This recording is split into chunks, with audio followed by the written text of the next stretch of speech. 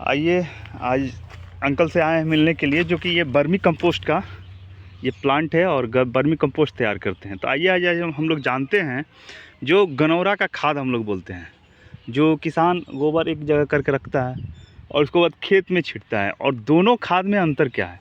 ये बर्मी कंपोस्ट और एक गनौरा का जो खाद होता है, ये इस तरह का सूखा हुआ रहता है, दोनों में अंतर क्या है। आ जाइए अंकल से हम जानते हैं। अंकल जी। हाँ, जहाँ तक आपका कहना है, बहुत अच्छा सवाल है कि वर्मी कंपोस्ट और गोबर के जो सड़ जाने के बाद में जो खाद होता है, गोबर के भी खाद ऐसे मिट्टी के लिए तो बहुत लाभदायक है ही, लेकिन वो सूख जाने के बाद में वो कई वर्षों तक मिट्टी में मिलता नहीं है। वो इसी तरह से जो है ना, वो सूख जाने के बाद में ज़मीन में ऐसे रोड़ी बन कर के घूमते रहते हैं। जबकि वर्मी कंपोस्ट सूख जाने के बाद में भी वो मिट्टी में मिल जाता है, घुल मिल जाता है, क्योंकि उनकी जो है उसके अंदर में वर्मी, ये जो हमारे केचुए हैं, केचुए के शरीर के पानी और उनके पेट के चर्बी इनके साथ में है। गोबर के खादों से, गोबर का सड़ा हुआ खादों में तो प्रोटीन है ही मिट्टी के लिए, लेकिन उससे 10 गुना ज़्यादा ये केचुए ने जो उसको गोबर को खा लेता है, तो 10 गुना ज़्यादा पावर उसके अंदर में बढ़ जाता है। तीसरी बात है, ये वर्मी कंपोस्ट हम हाथ में लेकर के जितनी ताकत लगा करके, जितनी भी अपने शरीर में ताकत है लगाने के बाद में उनको हम ऐसे गुठली बना देते हैं। उनको एक बार जो है ना, सिर्फ ऐसे फिर वापस करेंगे तो वापस वैसा ही हो जाएगा। लेकिन वो गनौरा वाला खाद नहीं होता है।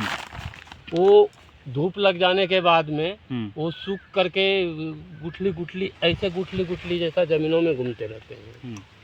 ये गुठली नहीं होता है, ये मिट्टी में एकदम बिल्कुल घुल मिल जाता है। 3-4 साल लगातार देने के बाद में बिल्कुल जो है ज़मीन को हल्का कर देता है ये। तो ये सारे गुण हैं इनके अंदर में। 10 गुना गोबर में ज़्यादा पावर बढ़ा देता है। बाकी जो है इनके अंदर में अनेक तरह के जीवाणु, जो सूक्ष्म जीवाणु हैं, वो ज़्यादा हो जाता है। अच्छा, ये गोबर जो है ये सूखा हुआ, इसमें सूख जो जाता है, तो क्या क्या इसमें नहीं रहता है जो सूखा हुआ गोबर है, और ये हमारे जो गीला गोबर बर्मी कंपोस्ट जो है उसमें क्या रहता है और इसमें नहीं रहता है, जिससे ये सूखा हुआ है। सूखने का तो जो देखिए, खाद 2 पद्धति से बनता है। हाँ। एक एनोरोबिक होता है, एक एरोरोबिक होता है।